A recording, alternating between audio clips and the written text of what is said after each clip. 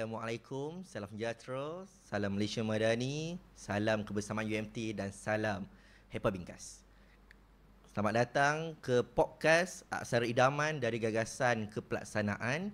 Dan hari ini penonton yang baru saja bersama kami, ini adalah satu podcast yang diterbitkan oleh Hepa UMT dengan bersama PKK dalam kita menyingkap, membincangkan dan juga kita mendalami bersama-sama teks putusan ataupun putusan oleh Timbalan Naib Chancellor, Haiwan Pelajar dan Alumni Profesor Dr. Muhammad Izzani bin Muhammad Zain dalam satu persatu bersiri-siri podcast. Jadi bersama dengan saya pada hari ini adalah panel-panel yang cukup hebat, cukup rasa dan cukup idaman yang saya kira kita tampilkan, kita bawakan baik daripada peringkat kepimpinan ataupun pengurusan tertinggi HEPA dan juga pengurusan ataupun kepimpinan tertinggi pelajar. Dan panel kita yang pertama iaitu Cik Fadli bin Mamat selaku Ketua Pentadbiran HEPA, merangkap pengarah pembangunan Pusat Pembangunan dan Pemekasan Mahasiswa PPPM. Apa khabar Cik Fadli? Alhamdulillah. Alhamdulillah Sihat.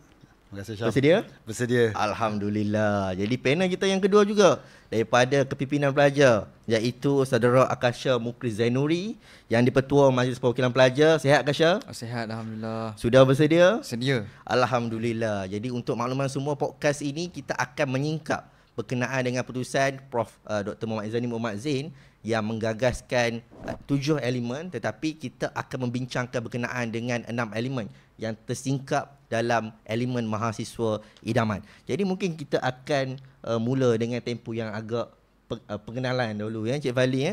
Mungkin saya tanyakan kepada Encik Fadli. Sebelum ini TNC HEPA atau Prof Izzani telah memperkenalkan inisiatif seperti 9 Prakasa.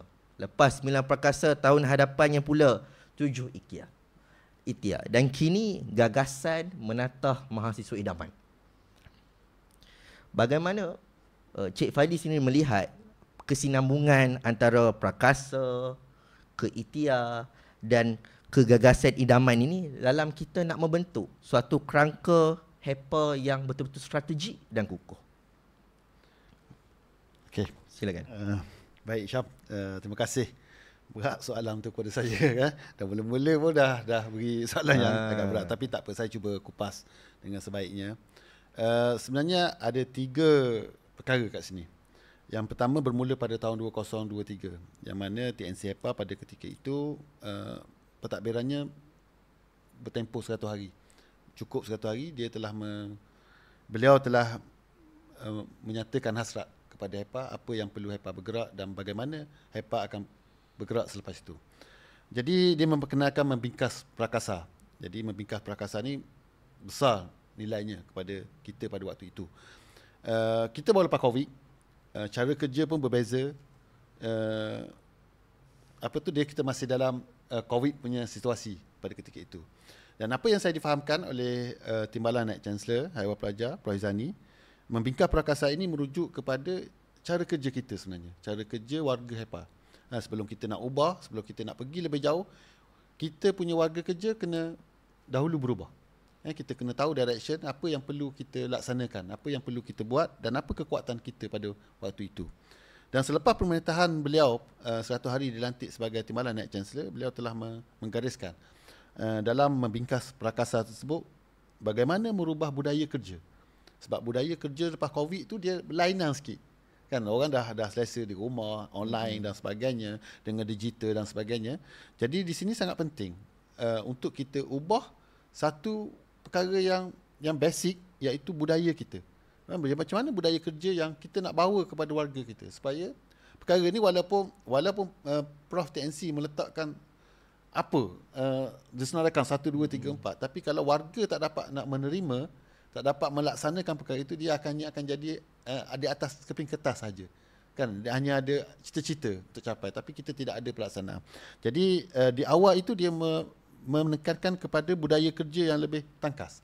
Sebab kita tak nak nanti pelajar pada waktu itu baru masuk ke kampus, dah mula masuk ke kampus daripada COVID, dia mula masuk ke kampus dan sebagainya. Jadi kebanyakan pelajar ini perlu mendapatkan maklumat yang cepat, bingkas. Kan, itu yang membingkas tu, nak maklumat yang cepat untuk mereka berada di kampus. Dan itu yang dibawa oleh TNC supaya nilai kesegeraan kepada warga HEPA untuk kita beri kepada pelajar, untuk kita sampaikan kepada pelajar dengan kadar yang secepat mungkin. Kita tak nak isu yang pelajar hadapi, masalah yang pelajar hadapi masih di awal-awal. Jadi dia tak tahu bila boleh selesai, Jadi kita nak kesegeraan. Jadi apa yang sini yang lebih penting adalah budaya kerja pada peringkat yang awalnya dan seterusnya. Kita tak boleh rasa selesa lah. Kita warga HEPA sepatutnya dah boleh berubah. Sebab pada ketika itu kita mula diperkenalkan dengan AI dan sebagainya, pendigitalan dan sebagainya. Jadi pada masuk tahun yang kedua, kita dah mula berubah, kita menggunakan tagline HEPA Bingkas dan sebagainya. Kerja berpasukan, menggabungkan semua elemen-elemen ataupun pusat-pusat dalam HEPA dalam beberapa program yang strategik. Kita sekalikan, kita sinergikan pusat-pusat yang di HEPA. Dan seterusnya, dia pergi kepada memugah ikhtiar. Pada tahun 2024, seingat saya pergi kepada memugah ikhtiar. Yang mana memugah ikhtiar ini adalah mencari kaedah ataupun mekanisme baru bagi menjayakan inisiatif yang melibatkan aspek keterlihatan, pendigitalan dan juga jaringan strategik. Ini sangat penting. Saya lihat yang tahun yang kedua ini sangat penting apabila TNC HEPA menggariskan keterlihatan. Sebab apa yang kita buat memang kita dah buat. Daripada dulu memang ada yang kita buat, ada yang bagus dan sebagainya. Tapi dia tak terlihat, tak visible. Jadi itu yang satu kelemahan kita mungkin sebelum ni lah. Jadi kita tak tahu macam mana nak visiblekan benda tu. Macam mana orang nak kenal, maknanya industri nak kenal, komuniti nak kenal. Oh, UMT ni macam ni pelajar dia. Pelajar dia buat ni. Tapi kita tidak tampilkan keterlihatan itu. Dan pada tahun 2024 saya dapati apabila kita buat kajian separuh penggal, kita buat analisis dan sebagainya, keterlihatan kita di media pada waktu itu kita boleh mencapai hampir 800,000 nilai berita yang kita telah buat. Maknanya kita boleh, tapi bagaimana kita nak susun strategi itu supaya kita dapat capai perkara itu dan perkara itu sampai kepada semua, terutama kepada pelajar-pelajar UMT lah. Dan seterusnya pendigitalan sangat penting.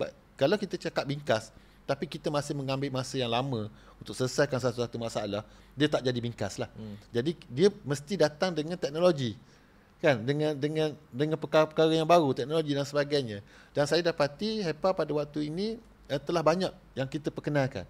Kita perkenalkan dengan bantuan daripada PED, bantuan-bantuan daripada PTJ lain, bagi memperkemaskan lagi perkhidmatan yang ada di HEPA. Sebagai contoh, saya tengok sekarang ni kita banyak dah menggunakan QR code. Malah kita dah tingkatkan sistem-sistem yang sedia ada. Sistem-sistem kita yang sedia ada supaya lebih mesra kepada pengguna, kepada pelajar dan sebagainya. Kalau kita tengok, tahun lepas kita dah juga berjaya bangunkan satu app dengan PED, iaitu Dapur Maidam. Dan pada tahun lepas juga 2024 pada bulan 10, bulan 11, kita juga berjaya bangunkan satu lagi app yang mengundi My Undi. UMT memilih. Bagaimana saya tengok UMT memilih ni sangat bagus, sebab mungkin sebelum ni kita tak terfikir bahawa pelajar pergi industri, pelajar berada di luar sana, tapi macam mana dia nak mengundi?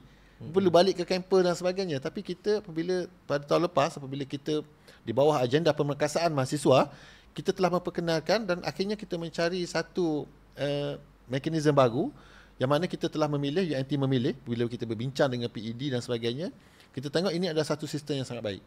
Yang mana pelajar berada di industri ke, berada di lapangan ke dan sebagainya, dia boleh mengundi pada waktu itu dan peratus mengundi pada 2024 meningkat daripada 2023. Jadi ini ada satu pembaharuan yang perlulah dalam pendigitalan. Manakala jaringan strategik, saya nampak memang kita banyak. Apabila kita mula memperkenalkan beberapa program-program high impact, berimpact, seperti ESG, dengan Liga Bola Maxis dan sebagainya, kita dapat banyak jaringan-jaringan strategik yang datang bekerjasama dengan kita dan sebagainya. Dan seterusnya pada tahun 2025 ini, saya melihat TNC HEPA fokus kepada pembangunan mahasiswa itu sendiri. Dan ini sangat selari sebenarnya dengan apa yang dikendaki oleh, yang diperkatakan oleh YBN, menteri kita, YB menteri kita, yang mana nak melahirkan bakat apa yang dinamakan bakat negara Kan, melahirkan bakat negara. Jadi dalam konteks itu NC sendiri pun, Naib Chancellor UMT sendiri pun menggagaskan dalam dia punya perutusan tahun baru yang lepas, yang mana terus memperkasakan pelajar dengan beberapa strategi. Ada 8 strategi yang diperkenalkan dan seterusnya disambut oleh TNC HEPA dengan menjadikan sebagai kita ini di HEPA perlu lahirkan mahasiswa idaman.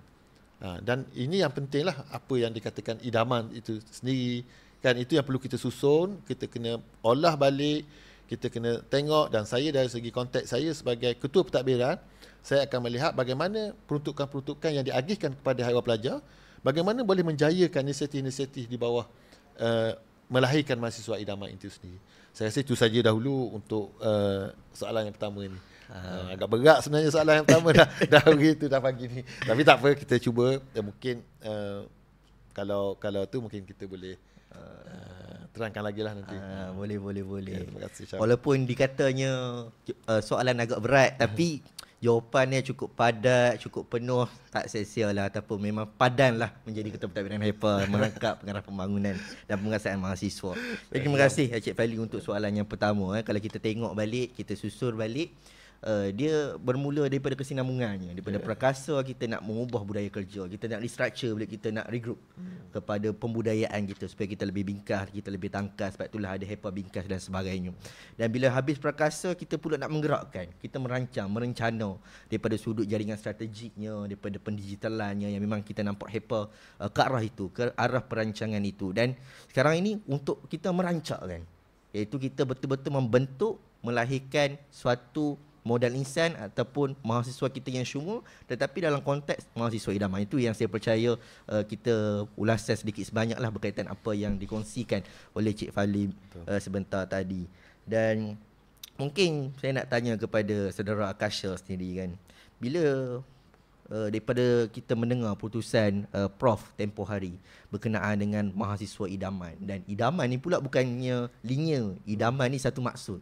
Tapi idaman ni dia adalah akronim ataupun gabungan beberapa perkataan ataupun aksara yang membentuk suatu makna yang berbeza. Ada 6 elemen idamannya. Jadi mungkin daripada sudut kepimpinan pelajar sebagai MPP sendiri ataupun sebagai YDP MPP yang tertinggi, yang pertama dalam kepimpinan pelajar, elemen mana dalam aksara idaman ni yang kita kata kena dengan jiwa saudara? Silakan. Terima kasih Saudari Hisham atas soalan yang memberikan saya kesinambungan melalui 6 elemen penting daripada perutusan TNC HEPA kita, iaitu yang pertama I, iaitu menjana intelektual. Yang kedua, menyemai keterusan Dharma Bakti. Jadi saya akan memilih Dharma Bakti ni, tapi tak apa, kita akan go through dulu apa yang diberikan dalam perutusan TNC HEPA. Yang kedua, A, iaitu menjadi mahasiswa yang aman dan menghargai alam. Dan M, membina mahasiswa yang mandiri. Dan A, mempersiagakan mahasiswa sebagai bakal alumni yang hebat. Dan N, memupuk mahasiswa bersandarkan nilai dan bernuansa kebangsaan. Dan seterusnya, mengampuh kesiagaan dan pemekasan mahasiswa. Jadi elemen yang saya pilih dalam banyak-banyak tersebut adalah Dharma Bakti. Sebab apa Dharma Bakti saya pilihkan? Dalam konteks mahasiswa kini, mereka boleh melihat, mereka boleh mendengar, tapi untuk menyentuh hati mereka dalam sesuatu perkara tu sangat ligat. Kita faham sekarang generasi Z ataupun orang kata generasi strawberry yang manja orang kata. Tapi bila manja. Tapi bila kita lihat sekarang ni, bila kita menyusuri, mendalami bahawa remaja ataupun anak muda masa kini perlu perasaan empati dalam membawa pelbagai perkara. Yang pertama, mungkin dari segi kebajikan. Kebajikan banyak konteksnya. Dari segi komuniti, orang-orang tua dan juga remaja. Dalam konteks-konteks tersebut, kita boleh memberikan, orang kata, elemen yang mendalam dalam sektor Dharma Bakti ini. Bukan sahaja kita lihat kepada kebajikan, tetapi kita kena lihat bagaimana kita nak memberi sebanyak-banyaknya bukan kita nak menerima sebanyak-banyaknya. Sebab bila remaja yang manja ni, bila dalam konteks remaja manja ni, mereka menunggu sahaja. Jadi kita nak membawa satu kebingkasan melalui perutusan TNC HEPA ini untuk mewujudkan mahasiswa idaman yang boleh memberi peluang kepada diri sendiri termasuk dengan mahasiswa lain, komuniti lain. Bukan menunggu dan menunggu semata-mata. Itu dari saya, Saudara Hisham. Jadi maksudnya kalau daripada sudut Dharma Baktinya memang kena dengan jiwa saudara Akasha. Betul. Oh, bagus. Alhamdulillah. Jadi mungkinlah kita berbalik kepada Encik Fali semula. Itu pandangan daripada pimpinan pelajar yang mana menyebut bahawa Dharma Bakti ni kena dengan jiwanya, kena dengan nadinya, yang mana memang setiap mahasiswa perlu ada sikap Dharma Bakti ni. Tapi mungkin daripada sudut pengurusan HEPA, pengurusan tertinggi HEPA ataupun daripada Encik Fali sendiri selaku ketua pentadbiran, boleh ke kita tengok idaman ni adalah satu akronim yang cukup menarik, simbolik bermakna, kan? Jadi mungkin Cik Fali ceritakan apa pandangan Cik Fali, pendapat ataupun daripada sudut pandang Cik Fali, apa yang dimaksudkan dengan idaman ini sebenarnya dalam elemen-elemennya ataupun secara keseluruhannya. Silakan. Okey. Baiklah. Saya sebenarnya suka kalau kita ambil benda ni dalam bentuk yang ringan. Sebagai contoh, kita ada anak perempuan yang macam saya lah. Saya dah ada anak perempuan yang besar. Kemudian anak perempuan saya dipick up oleh seorang lelaki. Dan kita mesti nak menantu idaman dipanggil. Menantu yang komplit, kan? Sembahyangnya tak tinggal, boleh jadi iman kepada anak kita, kan? Dan betul-betul yang macam tu. Sebenarnya tak lari. Dia tak lari sebenarnya. Apa yang kita nak tu, itulah sebenarnya yang kita idamkan. Sebagai saya, sebagai orang yang berada di Haiwan Pelajar, saya rasa itulah yang kita nak. Tapi bukan dalam bentuk menantu idaman lah. Bukan bentuk menantu idaman. Menantu idaman tu kita lah, kan, macam mana kita nak melihat orang itu. Tapi dalam konteks HEPA ini, kita nak melihat mahasiswa kita ni ada pelbagai. Kita ada lebih kurang dalam 10,000 pelajar yang ada kat sini.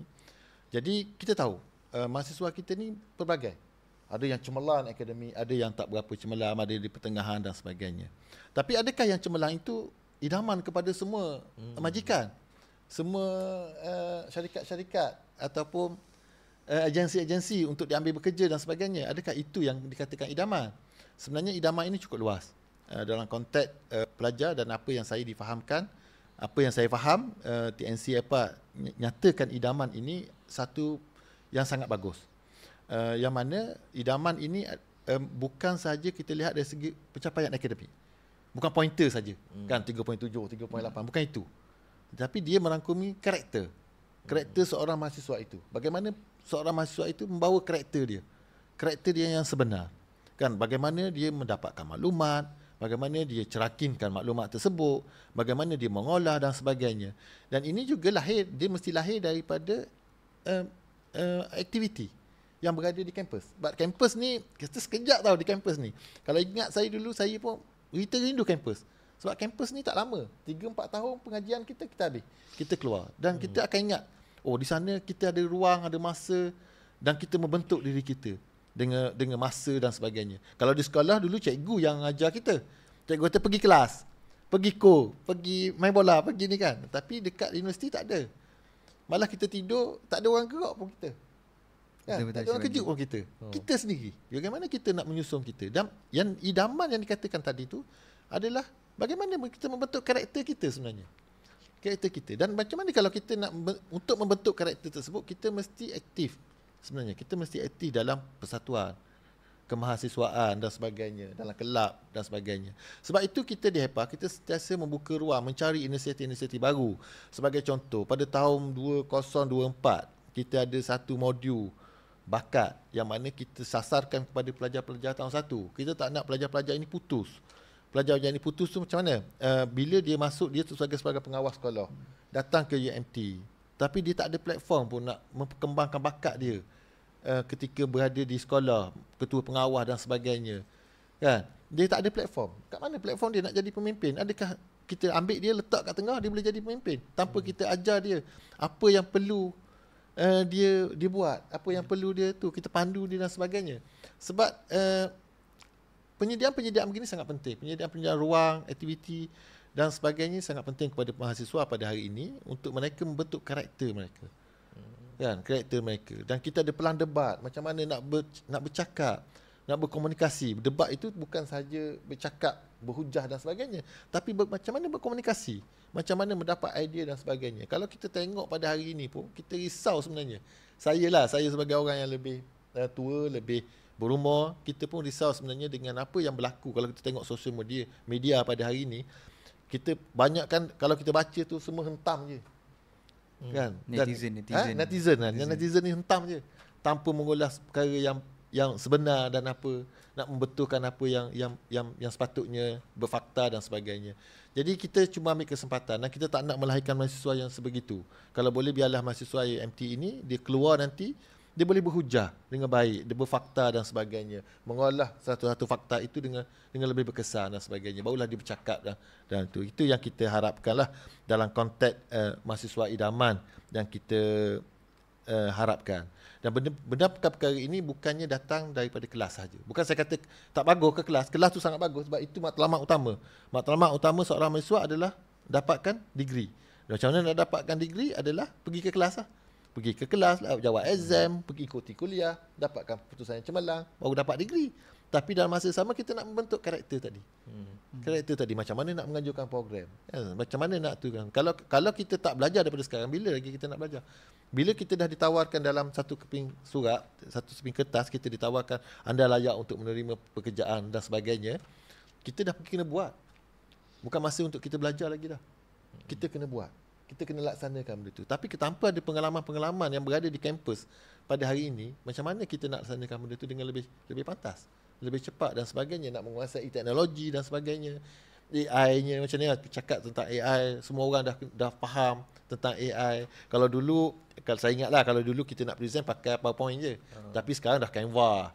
Kan, infografiknya lebih hebat dan sebagainya. Jadi itulah antara perkara yang saya rasa mahasiswa idaman ini kita kena sambut dengan baik, dan kita di HEPA kita akan cuba sediakan sebanyak mungkin ruang peluang kepada mahasiswa.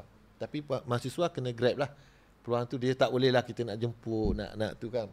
Walaupun Akasha kata tadi apa tu golongan strawberry, ya, betul. Tapi itu bukan alasan sebenarnya. Kan, mungkin alasan, tapi di sinilah sebenarnya ada kekuatan. Mahasiswa ni ada kekuatan dia, sebab di sini kita diberi ruang untuk membentuk karakter kita sendiri. Ya, macam Hisham sendiri pun kan, tiba-tiba dalam bidang apa, matematik dah apalah, komputer kan, tiba-tiba boleh pergi ke bidang lain, bidang debat dan sebagainya. Itu antara perkara yang boleh kita ceburilah berada di universiti. Dan kita kena ingat, mahasiswa idaman ini dia tidak sempurna. Kita ini tidak ada yang sempurna. Jangan kita ingat mahasiswa idaman ni mesti sempurna. Dan dia bukan sempurna, bukan isu sempurna sekarang. Isunya sentiasa belajar daripada masa ke semasa untuk kita tambah baik diri kita, untuk kita tambah baik nilai kita. Kalau saya ingat dulu, satu masa dahulu saya memang ditempatkan awalnya di Haiwan Pelajar. Pernah diperkatakan oleh Profesor Dr. Abdul Majid Muhammad Isa, dia kata nilai mahasiswa ini 1 juta. Kan, nilai seorang mahasiswa ini 1 juta. Bagaimana kita nak menjadikan dia 1 juta itu? Dan kita di HEPA inilah yang perlu menyediakan platform-platform supaya dia keluar nanti nilai dia 1 juta. Kan? Dengan aktiviti-aktiviti yang kita buat, dengan program-program yang kita bentuk bersama dengan pelajar, itulah nilainya.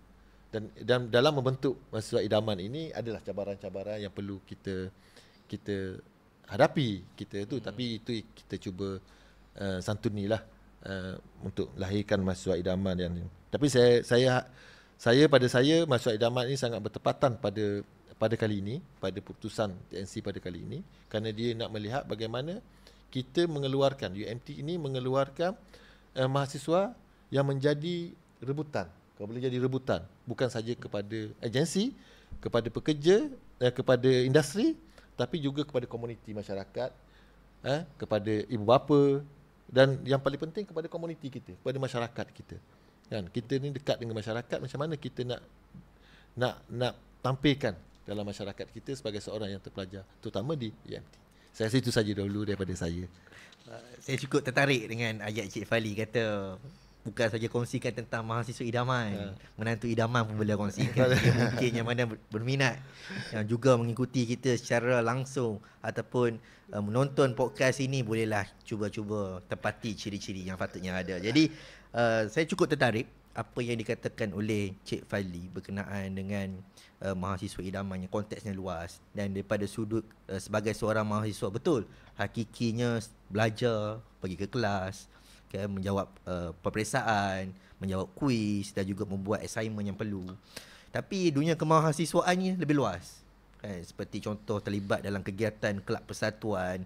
Macam saya dulu terlibat dalam debat, walaupun bidangnya saya komputer, saya percaya juga saudara Akasha pun lebih kurang sama. Dan dunia kemahasiswaan kita tak terikat dengan hanya itu. Dan kehidupan di kampus juga macam-macam boleh terokai. Kalau tak lengkap kita sebagai mahasiswa, kalau hanya bangun pagi, pergi ke kuliah, balik kuliah, terus ke bilik dan tidur. Kan? Kuliah, kelas, tidur. Kan? Itu je yang menjadi tanggapan ataupun kita kata stereotip ataupun apa yang telah dilakukan oleh mahasiswa-mahasiswa yang mungkin tidak terlibat dengan kegiatan kelab persatuan. Jadi itu pendapat ataupun pandangan daripada Encik Fadli bin Muhammad lah, selaku Ketua Pentadbiran HEPA dan juga merangkap pengarah Pusat Pembangunan dan Pemekasan Mahasiswa PPPM. Dan mungkin saya nak tanya kepada saudara Akasha, sebab itu pandangan Cik Fadli sendiri. Mungkin daripada sudut kepimpinan pelajar ada nada suara yang berbeza kan. Ada pendapat ataupun perspektif dimensi yang lain kan. Bila kita sebut tentang mahasiswa idaman, apa picture yang terlintas dekat fikiran saudara Akasha? Okey. Terima kasih saudara Hisham. Dalam konteks mahasiswa idaman ni, dia sebenarnya terbuka luas seperti mana yang Cik Fadli katakan tadi. Dia bukan kita pergi kelas, balik, tidur. Tetapi kita kena seimbang dari segi akademiknya, sasiahnya dan juga kepimpinannya. Tapi dalam konteks kepimpinan, melalui saya YDP, saya fikir apa yang Cik Fadli katakan tadi, iaitu satu mahasiswa ni bernilai 1 juta. Jadi di peringkat kami, macam mana pula kita nak buat ni? Iaitu di konteks kami ingin menyediakan platform-platform kepada mahasiswa untuk membina sifat-sifat integriti, dedikasi, amanah, berdisiplin, berjiwa besar dan berwawasan. Dan bukan sahaja untuk diri sendiri semata-mata, tetapi a good leaders create more leaders. Orang kata mereka membuka peluang kepada mahasiswa yang lain. Sebagai contoh, saya bukan ingin memuji diri, tapi ingin membuka pandangan kepada mahasiswa lain bagaimana konteks mahasiswa dalam membawa erti kemahasiswaan yang sebenar. Okay. Saya sebagai mahasiswa, dalam masa sama juga saya ingin berkobar-kobar menjadi usahawan. Saya cari orang yang berjiwa keusahawanan ni. Saya bawa dalam satu kemahiran, iaitu barbershop. Dalam barbershop itu sendiri, kita boleh memberi ilmu-ilmu yang kita ada terlebih dahulu. Dengan pengalaman saya selama 5 tahun, bukan sekadar ada kemanisan, tapi ada asam garamnya yang kita boleh curahkan kepada mahasiswa erti sebenar menjadi remaja. Sebabnya, tak semua mahasiswa sama ertinya. Orang kata melalui tamilan hidup yang sama.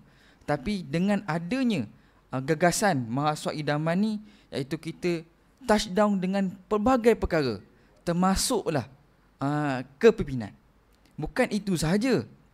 Dan kita kena fokus juga bahawa mahasiswa ini perlu ada nilai tambah yang berbeza. Bukan kita hadir dengan pointer yang tinggi, tapi tiada apa-apa sijil yang menyokong erti kemahasiswaan yang sebenar.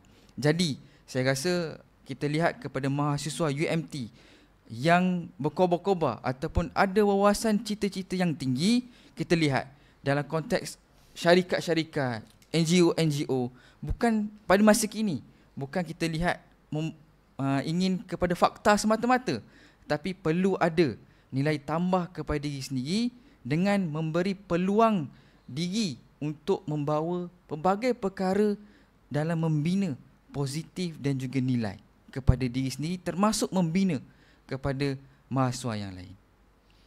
Saya tertarik dengan kata-kata saudara Kasha tadi tentang Kasha juga usahawan siswa. Betul. Jadi kalau secara mungkin kebetulan ataupun secara kita lihat balik kembali kepada aksara idaman ni pun, apa yang ada dalam gagasan mahasiswa idaman ni pada huruf M ataupun aksara M, iaitu berkenaan dengan mandiri, yang banyak berkisahkan tentang keusahawanan dan juga yang berkaitan-berkaitan. Jadi mungkin juga Akasha sebagai salah seorang daripada usahawan siswa sebelum ni, mengusahakan barbershop kan, kedai gunting rambut dan sebagainya. Bagaimana Akasha melihat elemen yang ada pada mandiri ini boleh membantu mahasiswa menjadi lebih berdaya saing? Okey. Dalam konteks AMS, iaitu mandiri. Mandiri ni dia selari dalam kamus Dewan Bahasa iaitu berdikari. Iaitu mahasiswa perlu berdaya saing, mencuba dan juga ada ketahanan diri. Suka saya ceritakanlah, dalam menjadi dunia usahawan ni, dia bukan kita dapat untung semata-mata, tapi kita perlu structure seperti mana yang Cik Fadli katakan tadi. Dalam HEPA sendiri pun kita structure, lepas tu kita lihatkan, lepas tu kita perkasakan. Dalam konteks keusahawanan iaitu mandiri ini, kita ada kena planning, critical thinking dan juga perkara-perkara risiko-risiko yang boleh mendatangkan.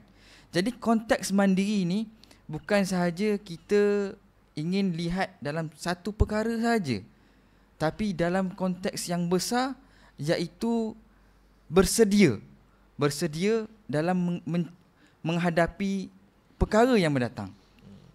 Dan juga dalam konteks keusahawanan ni, kita terbuka untuk membawa keputusan diri sendiri iaitu critical thinking dan juga menjadi orang kata owner businessman ni, kita kena fikir macam mana kita nak bawa pekerja-pekerja kita ni berdisiplin dan juga bagaimana kita nak orang kenal diri kita. Jadi dalam konteks tersebut bukan sahaja kita cari mahasiswa yang dah pandai, tapi kita bawa mahasiswa yang zero, kita bina dia, kita sediakan platform dan bina mereka menjadi satu mahasiswa yang bukan sekadar, saya balik kepada soalan pertama tadi, menerima, tapi kita memberi sesuatu kepada orang lain. Itu dalam konteks mandiri yang saya boleh bawakan.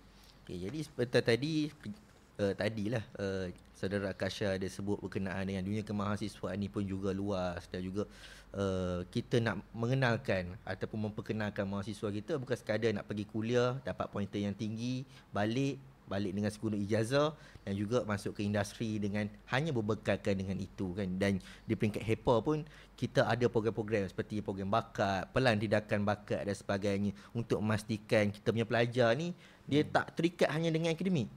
Dia berkenaan dengan kurikulum ataupun kita kata kegiatan di luar bilik kuliah ni pun dia kena ada. Kan?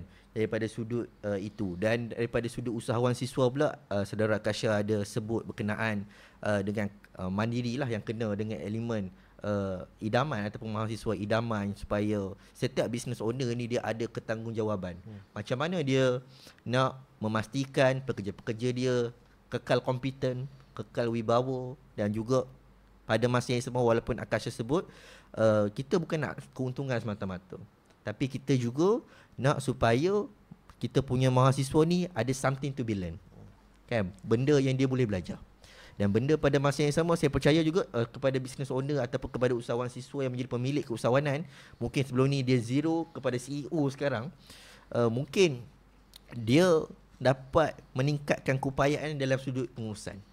Sebab kita pada masa yang sama nak susun orang kan, kita nak susun manusia ni lain daripada susun komputer kan. Macam saya ni belajar coding kan, belajar coding, duduk depan komputer, kita coding, itu memang kawalan kita kan. Tapi kalau kita nak kontrol manusia ni, dia tak apa senang. Betul. Kan, susah sebab setiap orang dia ada tingkah laku dia, personality dia dan sebagainya kan. Mungkin saya nak tanya kepada Encik Fadli ya. Sebab dalam banyak-banyak strategi yang kita nak gerakkan ataupun yang telah digerakkan ataupun yang akan digerakkan, apakah cabaran yang paling besar yang Encik Fadli rasakan kita akan hadapi dalam kita nak bawa naratif ni sampai ke grassroots dekat kampus ni, dekat pelajar, mungkin dekat staff dan sebagainya? Okey, saya tertarik dengan soalan ni. Yang pertama dengan perkataan strategi tadi.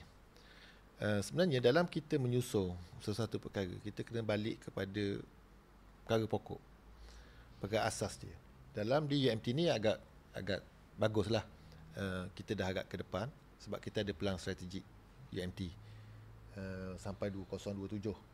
Dalam pelan strategik itu memang telah menggagaskan lah, telah menggariskan tentang pembangunan mahasiswa ni. Mendapat anugerahnya, bilangan kesukarelawanannya, bilangan mendapat pingat dan sebagainya. Yang itu disusun oleh pengurusan universiti dengan sangat baik. Jadi sebenarnya perutusan yang diilhamkan, yang dizahirkan oleh Timbalan Naib Chancellor tidak lari daripada perkara tersebut. Kita mesti bergerak bersama. Kita mesti tengok apa ending yang kita nak capai. Dan dalam konteks cabaran memang betul lah, memang mencabarlah.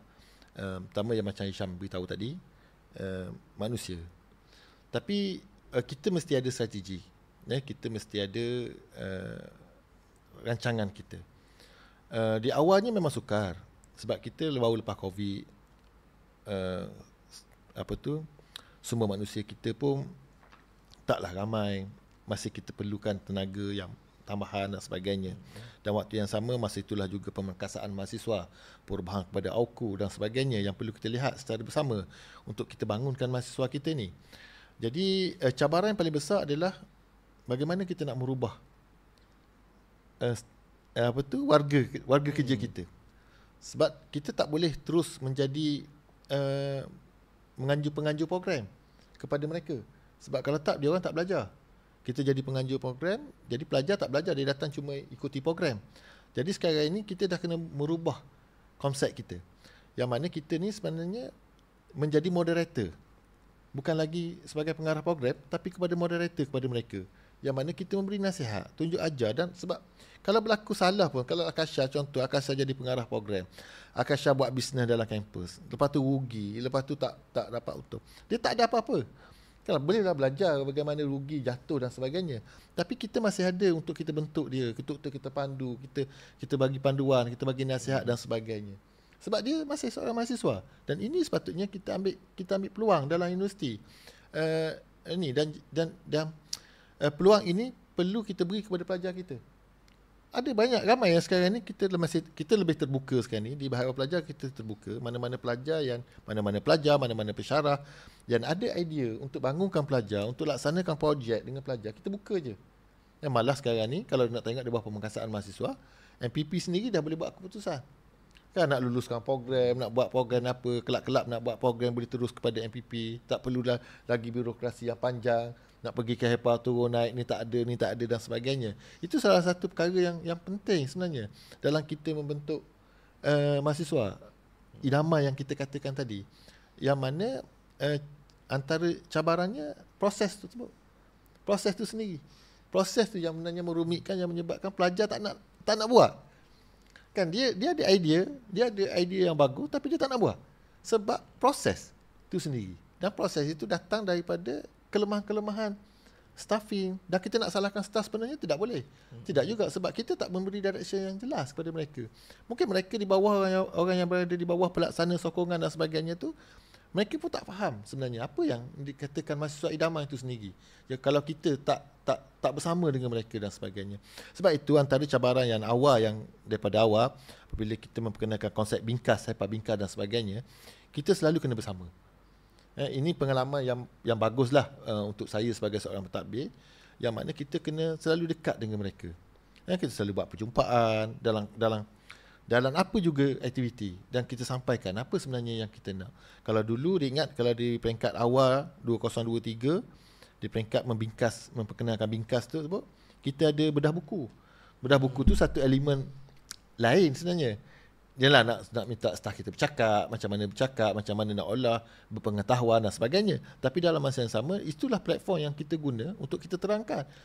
Kan, apa yang kita nak kena buat, apa kita kena bersama dan sebagainya, dan kita berkumpul bersekali, dan kita ada lestari HEPA dan sebagainya. Itu antara cabaran lah. Saya nampak cabaran yang paling kuat adalah antaranya kita nak bagaimana kita nak memperkasakan HEPA itu sendiri. Malah pada tahun lepas, untuk memperkasakan Haiwan Pelajar ini, kita telah adakan satu kajian separuh penggal. Kajian separuh penggal ini melihat bagaimana perkhidmatan yang kita beri. Kita tak boleh nak shock sendiri. Dalam konteks hari ini kita tak boleh nak shock sendiri kan. Kalau kita shock sendiri nanti macam-macam lah viralnya kan. Mahasiswa hari ni faham lah, masuk TikTok lah, masuk FB dan sebagainya. Jadi kita buat satu kajian separuh penggal, dan dapatan daripada kajian fakta memang kita kena ada perubahan-perubahan yang perlu kita buat di dalam memberi perkhidmatan kepada mahasiswa, terutama kepada staf kita sendirilah. Dan kita tak boleh nak salahkan staf tu sepenuhnya, tapi kita kena didik mereka, kita kena pandu mereka, kita kena latih mereka. Mungkin kerana mereka tak dapat latihan yang secukupnya. Jadi itu kita tengok latihan-latihan yang setimpal, latihan-latihan yang salah. Mungkin dia masuk dah lama, mungkin 2-3 tahun lagi nak pencen dan sebagainya. Komputer pun tak berapa nak mahir dan sebagainya. Jadi yang ni perlu kita lihat jugalah. Sebab sekarang ni AI, app dan sebagainya kan, nak cater benda tu bukan satu perkara yang mudah lah. Jadi kita juga melihat perkara tersebut, dan itu antara cabaran-cabaran lah dalam kita membawa haiwan pelajar dalam memperkasakan haiwan pelajar itu sendiri. Di samping itu kita juga perlu ada peraturan-peraturan baru yang perlu kita lihat. Mungkin dah lama peraturan yang tidak disemak balik dan sebagainya, dan kita juga perlu mewujudkan beberapa jawatan kuasa, terutama bila membuat satu keputusan yang kita boleh libatkan juga mahasiswa dalam membuat keputusan tersebut. Sebagai contoh, kita yang latest ni, yang terdekat ni, kita ada jawatan kuasa aduan, yang mana pelajar boleh membuat aduan, pelbagai aduan kepada haiwan pelajar melalui satu platform yang kita dah sediakan QR code-nya. Tak kira lah mungkin kepada staf dan sebagainya untuk diambil tindakan oleh pengurusan. Malah yang the best ni lah, yang saya nampak satu kejayaan yang besar adalah quorum tu sendiri, yang mana mahasiswa boleh berbincang, boleh membicarakan, berhujah dan sebagainya tentang satu usul. Walaupun usul itu pada awalnya mungkin lebih kepada aduan, tapi saya nampak semakin matang dan kita semakin baik. Dan perkara-perkara inilah saya harapkan mungkin untuk 5 ataupun 10 tahun yang akan datang, kita akan menjadi lebih baik. Universiti akan menjadi lebih baik dengan platform-platform yang kita buka seluas-luasnya kepada mahasiswa, terutama apabila AUKU dibentuklah. AUKU baru dibubarkan, dipinda pada yang lepas. Saya nampak macam tu, dan tanggungjawab mahasiswa itu semakin beratlah. Saya lihat ada kena kewangan, kan, pengurusan kewangan, ada akaun bank sendiri sekarang ni. Tapi di peringkat kita, di peringkat haiwan pelajar, kita tak lepaskan perkara tersebut. Kalau ni Akasha ada bersama kita pada hari ni, saya sentiasa memantau lah penggunaan duit dalam akaun RSB dan sebagainya, untuk apa, kenapa dan sebagainya. Dan saya melihat banyak pembaharuan yang dibuat oleh MPP sekarang, yang mana dalam masa yang sama MPP juga menyediakan kebajikan-kebajikan kepada mahasiswa-mahasiswa yang kurang bernasib baik, yang tidak bernasib baik lah, yang agak memerlukan bantuan tu, kita boleh juga terus direct kepada MPP. Bukan saja kepada HEPA memang ada menyediakan, tapi MPP juga menyediakan perkara tersebut. Malah banyak program-program saya lihat sekarang ni yang diluluskan oleh MPP memang program-program yang ada high impact dia. Dan malah tahun ni kita susung satu program yang bagus untuk kita jayakan di peringkat universiti kita, untuk kita sambut program di peringkat kebangsaan, iaitu Mega Unity Festival FOI. Betul bro. Kan? Saya ingat program itu sangat berkesan lah untuk kita sambung, untuk kita jadikan mahasiswa kita ini sebagai mahasiswa idaman yang kita nak tadi tu. Itu cabaran lah. Cabaran saya nampak kita perlu ada kita perlu ada sinergi di antara pentadbir, kumpulan staf di HEPA dan juga kumpulan pelajar ini. Kita perlu ada sinergi, kita perlu bersama-sama untuk kita lihat bagaimana kita nak menjayakan sesuatu idea yang pelajar bawa. Sebab saya nampak ini sangat penting lah pada waktu sekarang. Sebab kita kena sokong. Apa yang pelajar nak buat, kita kena sokong dan kita kena bentuk dia. Mungkin dia nampak dalam konteks yang dia mungkin apa yang dia belajar dalam kelas dan sebagainya, tapi sebenarnya benda tu boleh dikembangkan ke peringkat komuniti dan juga kepada kaum industri. Sebab sekarang ni pun kita ada FOI yang akan berlangsung pada bulan 11 di peringkat kebangsaan, tapi dalam masa yang sama kita juga prepare di peringkat kita FOI tersebut, Festival of Idea, yang mana sekarang ni memang membuka kepada semua mahasiswa kita, mahasiswa UMT, untuk memberi idea dalam konteks yang saya rasa akan diedar dalam masa yang terdekat ni. Boleh isi, boleh dan sebagainya, untuk kita buat pertandingan di peringkat dalaman dahulu sebelum kita hantar ke peringkat kebangsaan lah, ke peringkat yang lebih tinggi. Saya rasa itu sajalah. Tapi cabaran yang paling itu adalah manusia itu sendirilah sebenarnya. Terima kasih Cik Fali. Saya percaya mesej utama yang kita nak sampaikan adalah lebih bertumpu kepada kebersamaan. You and me together lah. Ya, betul, Kena betul. dengan slogan yang dibawakan Betul. oleh Naib Chancellor kita sendiri. Dan mungkin kita bercakap tentang kebersamaan. Bila kita sebut tentang kebersamaan, ini bukan tentang pentadbir ataupun staff sahaja. Mesti disambut oleh kepimpinan pelajar ataupun daripada pelajar sendiri. Mungkin daripada Akasha, mungkin secara pendek ataupun secara ringkasnya, apa pendekatan MPP dalam memastikan elemen-elemen yang ada pada idaman ni terus hidup dan disemai dalam kalangan pelajar-pelajar kita? Mungkin secara pendek ataupun ringkasnya. Boleh.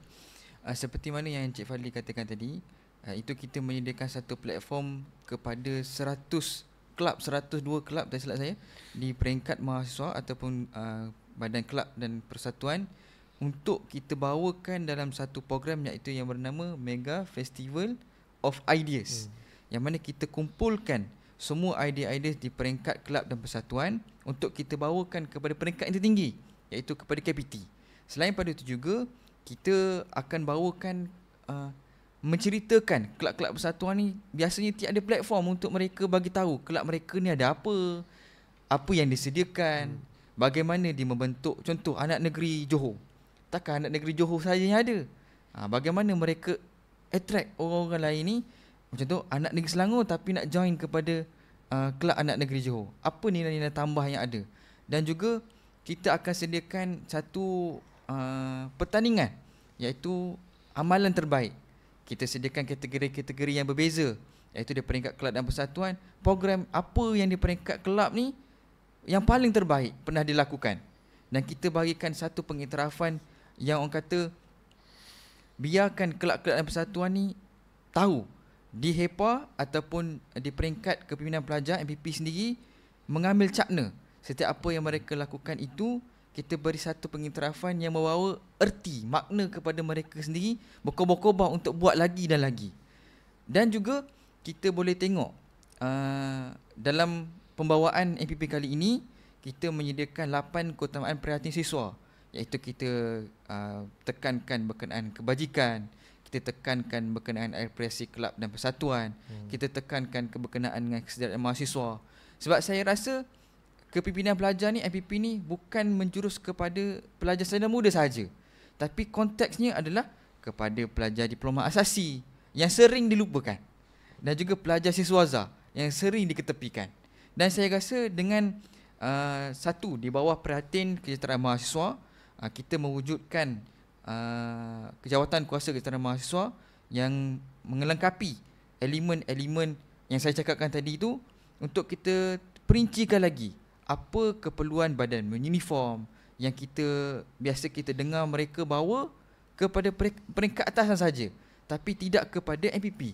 Sepatutnya MPP ini bergerak kepada pemudah cara kepada pengurusan, bukan kita lihat kepentingan diri MPP itu sendiri. Sebab saya suka kupaskan di peringkat quorum ada untuk menceritakan satu usul, iaitu semak dan imbang MPP. Saya rasa perkara itu bagus dilakukan kepada semua mahasiswa. Kita menyediakan nanti di peringkat EPA menyediakan satu jawatan kuasa aduan. Di peringkat MPP ada satu platform untuk suara siswa. Jadi gunakanlah kepada semua mahasiswa yang ingin idea ataupun ingin memberikan satu pendekatan.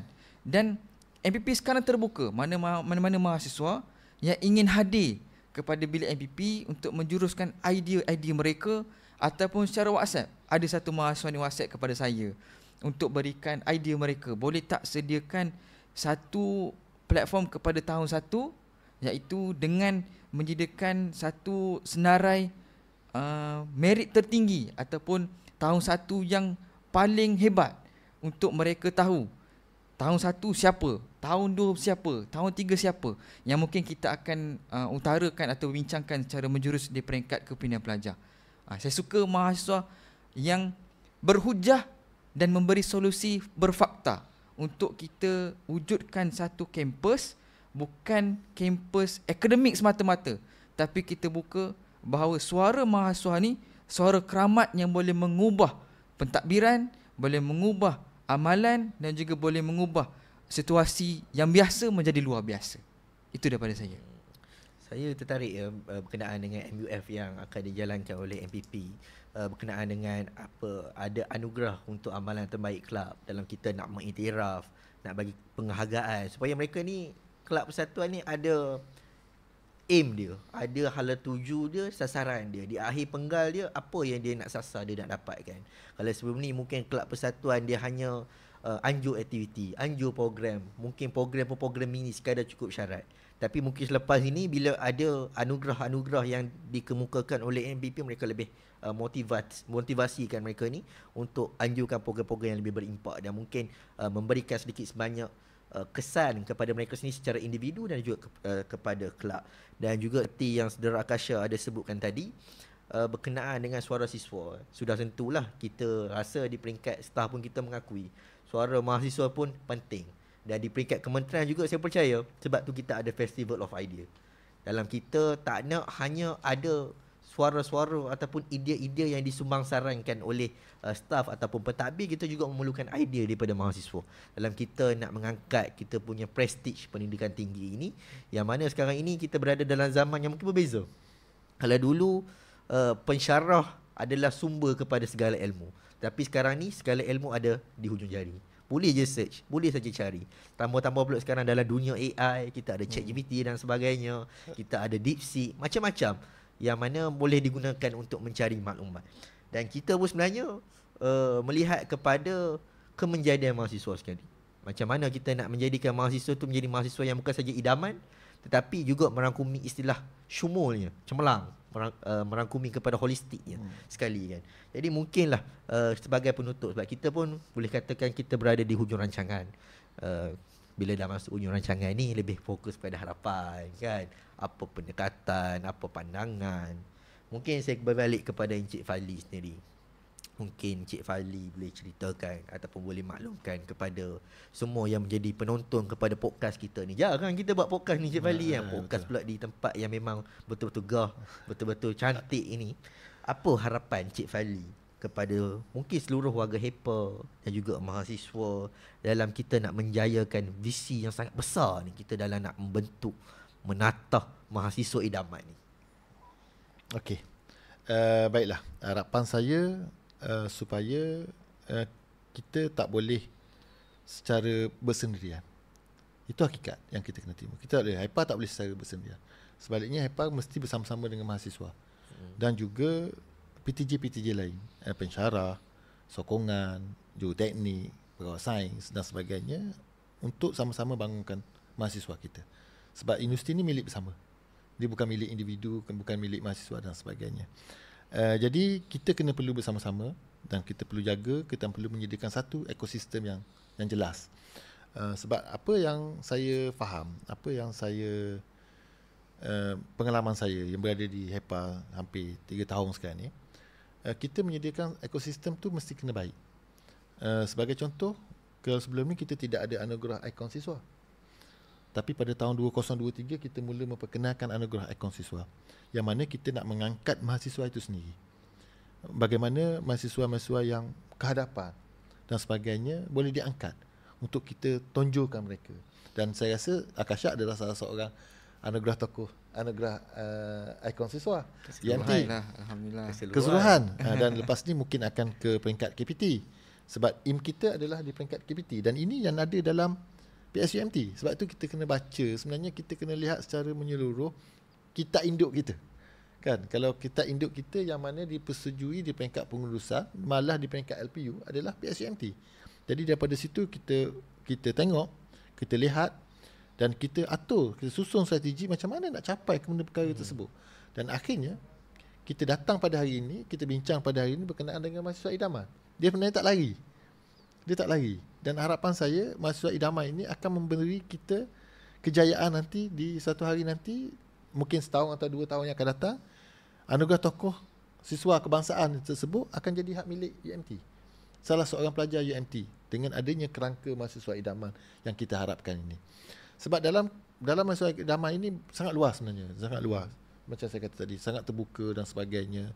Dan kita sebagai di HEPA, kita perlu menyokong dan menjadi moderator yang baik, facilitator yang baik kepada mereka untuk kita bawa mereka tersebut ke pekan. Sebab saya tengok sebelum ni pun memang dah ada program-program yang dibuat, tapi dalam kapasiti yang kecil dan dia tidak berapa strategik. Dan pada tahun 2024 yang saya katakan tadi, keterlihatan tu kita tak buat. Benda dah ada tapi kita tak buat, dan akhirnya dia habis macam tu. Kan lepas program habis macam tu. Jadi orang tak ada rujukan dan sebagainya. Jadi ini sangat penting. Harapan saya, dan pada tahun ni kita kembangkan lagi, kita bagi pula kepada anugerah kepada kelab dan sebagainya. Kita nak pelajar kita lebih ramai yang aktif dan sebagainya. Dalam masa yang sama, kita juga kena ingatkan juga kepada mahasiswa kita agar tingkah laku dan juga fokus utama kepada akademik itu jangan tinggal lah. Kita tak nak lah pula nanti bila banyak sangat aktiviti sampai tak pergi ke kelas dan sebagainya. Kita tak nak yang tu. Yang tu kena balance, kena seimbang. Dan untuk menjaga keseimbangan ini, kita menyediakan ekosistem yang baik, seimbang ini. Kita juga di HEPA, kita juga menyediakan kebajikan-kebajikan yang lain. Kita memperkenalkan berbagai inisiatif. Kan? Pelajar baru nak masuk, kita ada bingkah kasis yang mana bayaran awal yuran pengajian. Kan, yang mana ni nak masuk ni, mungkin adalah nanti kita akan perkenalkan lah mana ni nak masuk UMT, pelajar-pelajar yang bagus nak masuk UMT tu terpilih dan sebagainya, tapi nak datang register tak boleh sebab tak ada kemampuan. Jadi kita bayar dahulu, lepas tu baru kita usahakan. Dan akhirnya kita susun strategi tersebut bersama dengan badan-badan lain, agensi-agensi lain. Tahun lepas alhamdulillah kita dapat banyak peningkatan penajaan daripada agensi-agensi luar. Dan kita juga dah tahun yang kedua bersama Dapur Maidam bagi peruntukan kepada kita untuk beri makan percuma kepada pelajar.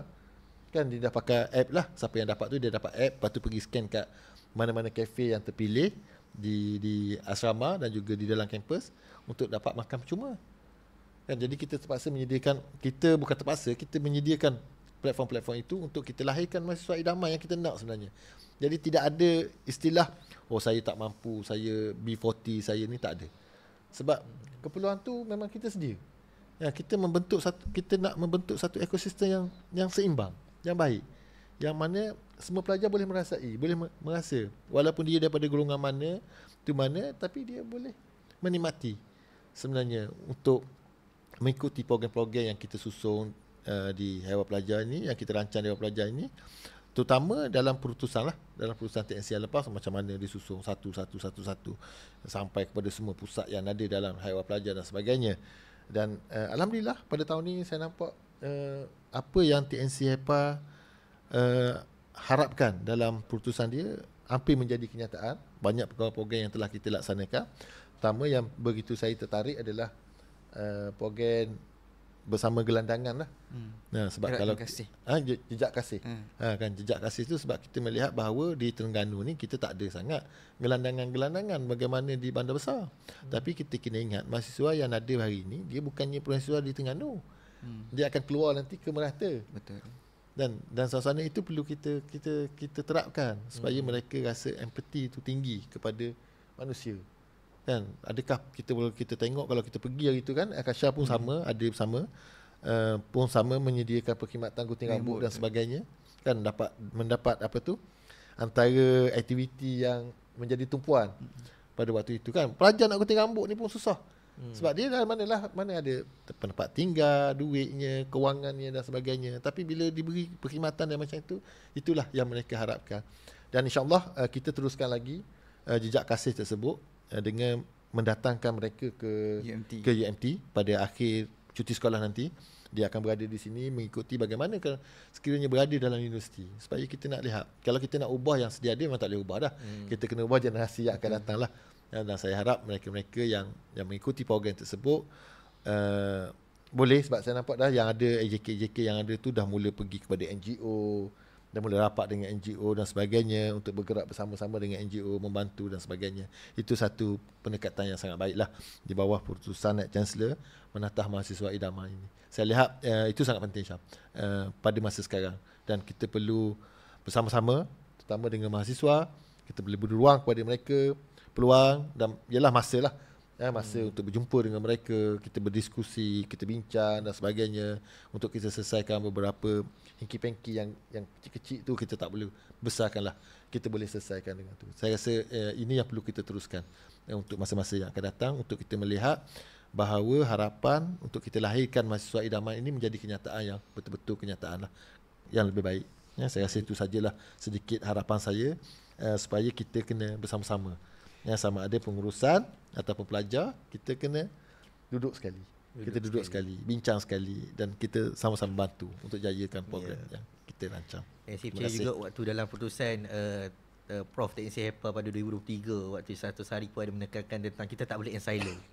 Betul. Kan? Kita tak boleh hanya HEPA ataupun pusat dengan pusat saja. Kita juga kena ada kebersamaan ataupun kerjasama dengan sesama cross department. Betul. Dan bersama dengan pelajar, bersama dengan pensyarah, bersama dengan apa-apa kita katakan warga UMT yang datang daripada latar belakang yang berbeza. Mungkin kepada saudara Kasha, apa pesanan, mesej yang nak dibawakan kepada mahasiswa, rakan-rakan mahasiswa Kasha ni dalam peranan mereka nak menjayakan visi dan aspirasi mahasiswa idaman ni? Okey. Untuk harapan saya, kata HEPA, MPP telah menyediakan obor. Tapi bagaimana cara kita nak bakar dan menyinar kepada mahasiswa semua? Iaitu saya mengharapkan semua mahasiswa untuk hadir jika ada masalah, jika memerlukan konsultasi.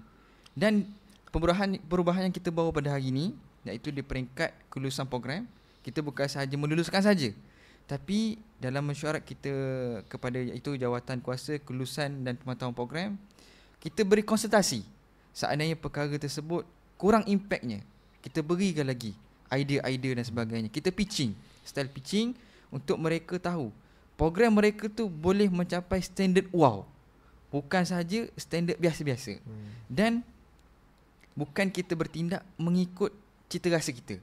Kita buat program ni, kita kena tengok cita rasa kalau dalam konteks perniagaan tu pelanggan kita, tapi dalam konteks program kita adalah peserta-peserta kita. Dan juga kita telah menyediakan pelbagai platform, kita telah menyediakan pelbagai bantuan, termasuk dengan gagasan yang baru, iaitu idaman. Di bawah konteks idaman ni, pelbagai inisiatif-inisiatif yang telah diedarkan. Dan saya mengharapkan kepada semua mahasiswa, sebab mahasiswa ni dia pembina kepada masa depan negara. Mahasiswa keluar saja, ada yang keluar tahu satu hari nanti menjadi menteri, mungkin menteri perubahan kepada suatu perkara yang lain. Kita nak mahasiswa yang hadir pada hari ini, yang bersama, orang kata dalam konteks kebersamaan, untuk kita boleh tiada jurang untuk memberikan pelbagai idea. Dan mahasiswa sendiri perlu menerima. Seandainya mereka salah, mereka kena menerima teguran-teguran. Dalam konteks TNC HEPA sebelum-sebelum ini, perkasa dan juga ikhtiar yang diutarakan, saya sampai sekarang pegang, iaitu kepimpinan berlandaskan nasihat terpimpin. Itu sangat penting. Kita lihat mahasiswa, idea-idea kita nak hantam, idea-idea kita nak, tak ada solusi. Tapi seandainya melalui nasihat terpimpin, kita bawa, dah dapat nasihat terpimpin, kita olah. Lepas olah secara kreatif, kita bawa kepada mahasiswa. Dan perkara ni bukan sahaja memberi kebaikan kepada universiti, malah mahasiswa termasuk dengan kualiti kepimpinan di UMT. Dan harapan saya yang seterusnya adalah dalam konteks mahasiswa idaman ni, mahasiswa perlu berani, beretika dan juga memberi makna dalam tindakan. Kita tak nak lepas kita dah bagi nasihat, kita dah bagi peruntukan, kita dah bagi inisiatif, tapi perkara tersebut masih sama di kelompok mereka yang menekankan, orang kata, budi-budi lama-lama dengan cara tradisi-tradisi mereka. Tapi kita kena lihat mahasiswa sekarang ni kena bawa satu pendekatan dan perubahan dalam konteks nilai tambah yang saya katakan tadi. Sebab aduan daripada agensi-agensi yang saya dapatkan daripada sebelum saya internship, kita ada satu jariwara dalam melihat apa masalah mahasiswa sekarang. iaitu mahasiswa tak ada nilai tambah. Belajar bagus dah. Tetapi untuk contoh kita bagi task lain mereka tak boleh buat. Untuk berjumpa dengan orang lain tak tahu nak berkomunikasi bagaimana.